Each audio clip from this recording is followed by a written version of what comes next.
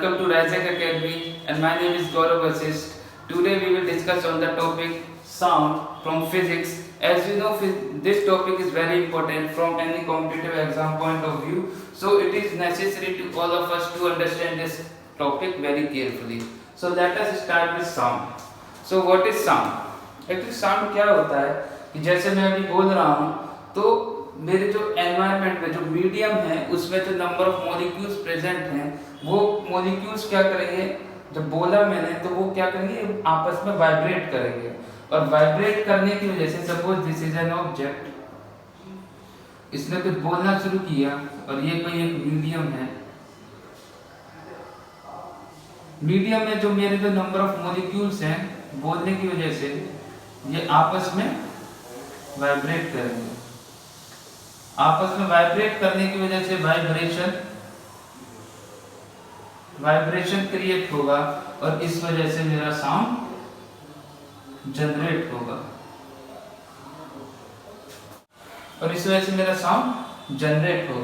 Sound generate होगा यानी कि अब मैं बोल सकता हूं sound it generates due to vibration of objects। तो साउंड मेरा जनरेट्स होगा due to the vibration of object. और जैसे मैंने भी बताया कि ये मेरा किसी मीडियम से ट्रेवल होना जरूरी है। So it travels in solid, liquid और गैस। अच्छा, अब क्या ये वैक्यूम में भी ट्रेवल कर सकता है? नहीं। क्यों? Because there is no medium present in the vacuum, so it does not travel in vacuum. ठीक है, तो अब हम बात करते हैं कि जो साउंड है वो हमारा लॉन्गिट्यूडिनल डायरेक्शन में मूव करता है। जैसे सपोज कीजिए लॉन्गिट्यूडिनल वेव्स क्या है, जैसे ये मेरा क्या है, डायरेक्शन ऑफ मोशन है। Suppose this is my direction of motion, तो मेरा जो क्या होगा, जो मेरा साउंड होगा वो parallel to the direction of motion क्या करेगा, मूव करेगा। यानी कि it travels in longitudinal direction।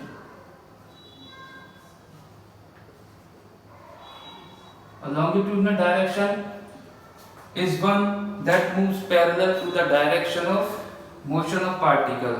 ठीक, अब मैं बात करता हूँ स्पीड ऑफ साउंड की। तो स्पीड ऑफ साउंड मेरी किस में ज्यादा होगी, कौन से मीडियम में ज्यादा होगी? तो स्पीड ऑफ साउंड जो होगी मेरी, स्पीड ऑफ साउंड, एक मेरा सॉलिड है, एक लिक्विड है, एक गैस है। तो स्पीड ऑफ साउंड जो मेरा होगा हमेशा सॉलिड में ज्यादा होगा, उससे कम लिक्विड में और उससे कम गैस में। सॉलिड में नियर अबाउट हमारी जो साउंड की स्पीड होगी वो 6000 मीटर पर सेकंड होगी। लिक्विड में जो होगी वो 1500 मीटर पर सेकंड होगी, जबकि गैसेस में 343 मीटर पर सेकंड। अब हम बात करते हैं फैक्टर्स अफेक्टिंग साउंड की। तो कौन कौन से फैक्टर्स हैं जो साउंड को अफेक्ट करते हैं? तो सबसे पहले मैं लेकर चलता हूं अपना प्रेशर। पहले लेकर मैं चलता हूं प्रेशर, और प्रेशर का स्पीड ऑफ साउंड पे कोई इफेक्ट नहीं होगा, यानी कि नो इफेक्ट। दूसरा लेकर मैं चलता हूं टेम्परेचर। तो अगर मान लीजिए मैंने टेम्परेचर बढ़ाया, टेम्परेचर बढ़ने की वजह से मेरा क्या होगा, जो मॉलिक्यूल्स होंगे उनकी काइनेटिक एनर्जी बढ़ेगी, और काइनेटिक एनर्जी बढ़ने की वजह से मॉलिक्यूल्स तेजी से वाइब्रेट करेंगे, and due to this faster vibration speed of sound increase होगी। यानी कि मैंने कहा कि मेरा टेम्परेचर बढ़ा तो मेरा स्पीड ऑफ साउंड ऑब्वियसली बढ़ेगा because of faster vibration in of molecules। तीसरा मैं लेके चलता हूँ humidity. In humidity, as you know, in the humid season, more water vapor vapor is present in air, more water vapor present in air means more number of molecules, is present, means faster and better propagation.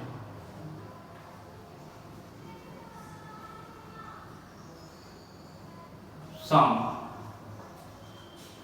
Better and faster propagation of sound. यानी कि अगर humidity की मैं बात करता हूं तो humidity में अगर ह्यूमिडिटी होगी, ज्यादा होगी, तो मेरी जो डेंसिटी है वो कम हो जाएगी, जिसकी वजह से मेरा जो स्पीड ऑफ साउंड है वो क्या होगा, राइज कर जाएगा। और आखिरी पॉइंट है हमारा डायरेक्शन ऑफ विंड।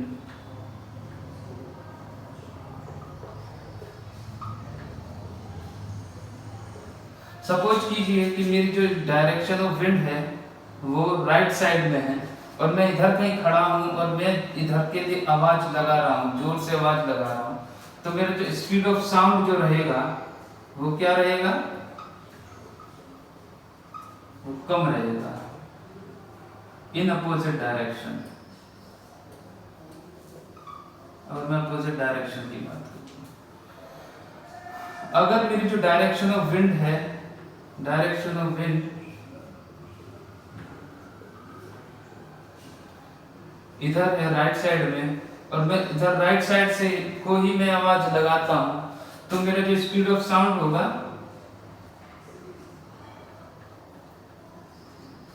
बढ़ जाएगा, किसमें, सेम डायरेक्शन। तो बच्चा these are the 4 factors which affects in sound. अब हम बात करते हैं फ्रीक्वेंसी की। फ्रीक्वेंसी क्या है, frequency is the number of occurrence of repeating event per unit time. Unit इसकी हर्ट्ज है और इसको जो हम डिनोट करते हैं म्यू से डिनोट करते हैं, इसको क्या बोलते हैं, न्यू।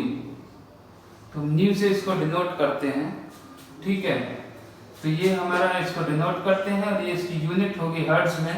तो फ्रीक्वेंसी जैसे अब मान लीजिए, और जो फ्रीक्वेंसी जो होती है वो क्या होती है, इनवर्सली प्रोपोर्शनल होती है टाइम के।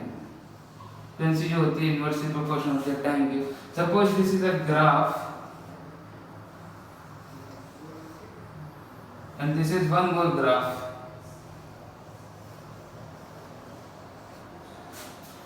Suppose these are the 2 graph, यहां से लेके यहां तक इसकी एक साइकिल होती है जो ऐसे ये जो कर रही है, ये इसकी कंप्लीट 1 साइकिल हो गई।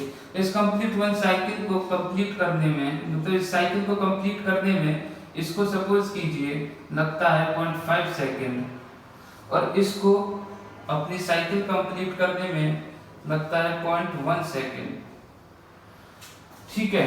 तो ये मैं फ्रीक्वेंसी की बात कर रहा हूँ। फ्रीक्वेंसी अगर मेरा जो टाइम लग रहा है 0.5 सेकेंड, तो मेरी जो है कितनी हो गई, 2 हर्ट्ज मेरी फ्रीक्वेंसी होगी। अगर मेरा जो टाइम लग रहा है वो लग रहा है 0.1 सेकेंड, तो जो टाइम लग रहा है वो लग रहा है, वो फ्रीक्वेंसी जो है मेरी वो हो गई 10 हर्ट्ज। फ्रीक्वेंसी वहां होगी मेरी 10 हर्ट्ज, ठीक है बच्चा। तो किसी चीज की फ्रीक्वेंसी हो ज्यादा होगी, फ्रीक्वेंसी ज्यादा होगी यानी कि नंबर ऑफ वाइब्रेशंस भी ज्यादा होंगे। सपोज कीजिए कि मेरी फ्रीक्वेंसी ज्यादा है, फ्रीक्वेंसी ज्यादा है तो नंबर ऑफ वाइब्रेशंस भी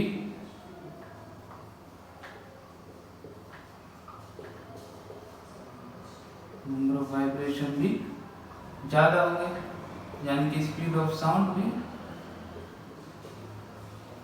ज्यादा होगी, ठीक है।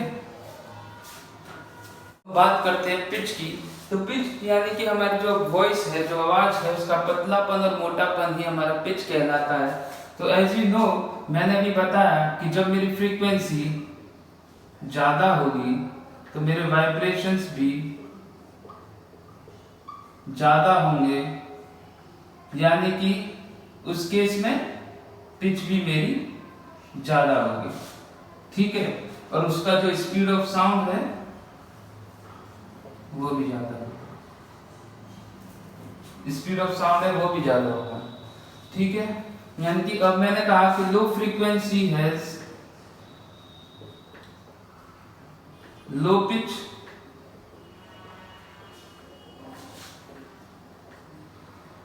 हाई फ्रीक्वेंसी हैज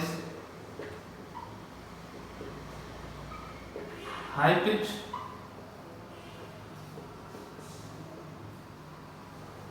ठीक है, और लो फ्रीक्वेंसी लो पिच का जो बेस्ट एग्जांपल है हमारा वो है बच्चों वॉइस।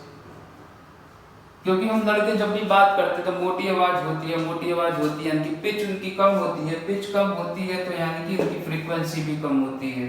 की होती है हमारी फ्रीक्वेंसी लगभग 85 हर्ट्ज से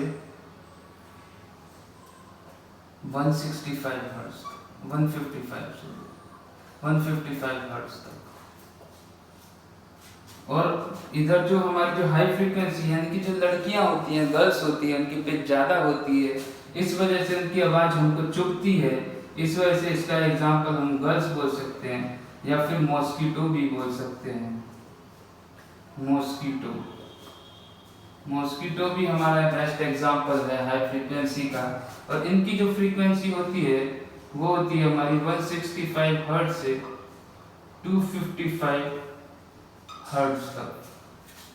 ठीक है, तो फर्क देखिए आप, कहाँ है और कहाँ है। बात करते हैं इंटेंसिटी की, तो जो इंटेंसिटी है हमारी यानी कि हम कितनी तीव्रता से बात कर रहे हैं, दैट इज अवर इंटेंसिटी। और इंटेंसिटी की जो यूनिट होती है दैट इज मोस्ट इम्पोर्टेंट, काफ़ी एग्जाम में पूछा भी जाता है, और ये हम लिखते हैं डेसिबल। कहीं कहीं पर ये बेल भी होता है, तो बच्चे कंफ्यूज हो जाते हैं कि हमें तो डेसिबल पता है लेकिन बेल के बारे में जानकारी नहीं, जबकि 1 बेल जो होता है वो हमारा 10 डेसिबल के इक्वल होता है। ठीक है, तो बेल भी हो सकता है और डेसिबल भी हो सकता है। ठीक है, तो ये होगी इसकी यूनिट। अब मैं बात करता हूँ कि जो मेरा नॉर्मल कन्वर्सेशन होता है, नॉर्मल कन्वर्सेशन की जो रेंज रहती है वो क्या रहती है 20 to 40 हर्ट्ज, जबकि मेरा नॉइस पोल्यूशन जो है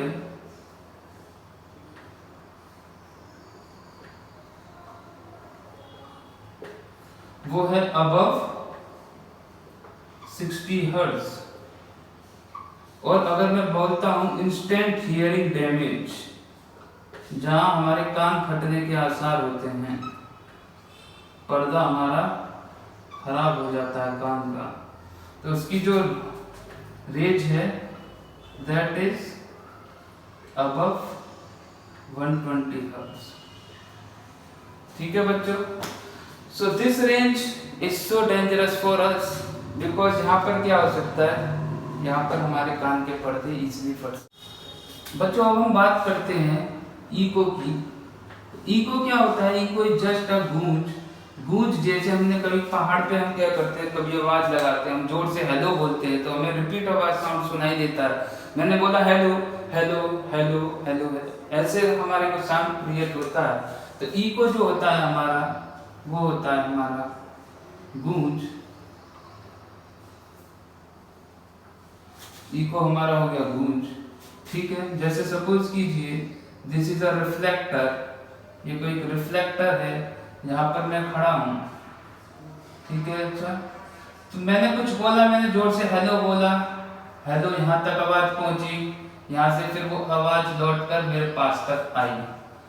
ठीक है, यहाँ से यहाँ तक का जो समय लग गया वो सपोज कीजिए मेरा 0.1 सेकंड का जो टाइम था वो मेरा यहाँ से यहाँ तक का टाइम लगा।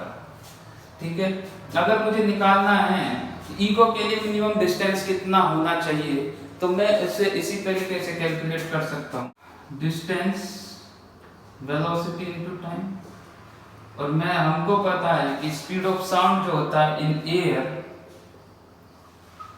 Speed of sound in air कितना होता है 343 मीटर पर सेकंड। तो मैंने यहाँ पे लिख दिया 343 इंटू टाइम कितना लिखा मेरा 0.1 सेकेंड। तो ये दैट विल कम्स 34.3 मीटर्स। ठीक है, ये आ गया मेरा डिस्टेंस। लेकिन ये जो डिस्टेंस है, डिस्टेंस इसने ट्रैवल किया यहाँ से यहाँ तक आने में और फिर वापसी यहाँ से यहाँ तक आने में, तो ये मेरा डबल डिस्टेंस हो गया। लेकिन फिलहाल मुझे जो डिस्टेंस कैलकुलेट करना है रिफ्लेक्टर से इस ऑब्जेक्ट के बीच में, तो मैं डिस्टेंस को 2 से कर दूंगा divide. So my distance will come 17.15 metre. तो यानी कि मैं बोल सकता हूं कि जो फॉर ई को minimum distance should be 17.15 metre. Okay. अच्छा बच्चों, अब हम बात करते हैं सोनार की। सोनार को क्या बोलते हैं? सोनार क्या होता है? सोनार हमारा क्या होता है? Sound navigation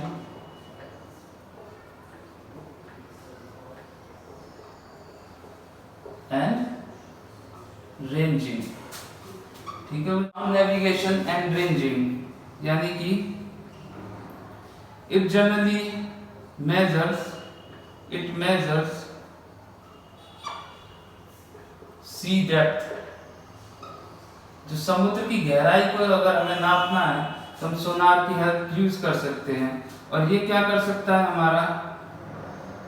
to find enemy submarines, यानी कि जो हमारे दुश्मन हैं उनकी सबमरीन्स को भी ये इजीली डिटेक्ट कर सकता है अंडर वाटर और अंडर सी। सो एक चीज और, सोनार में हम क्या करते हैं? हम हेल्प लेते हैं, it uses ultrasonic wave, ultrasonic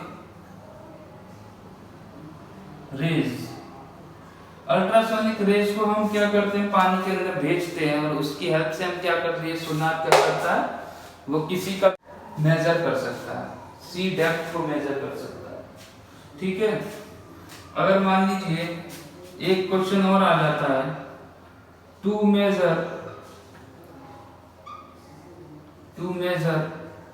the sea depth,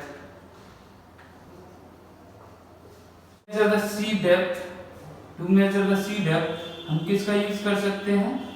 फेथोमीटर का।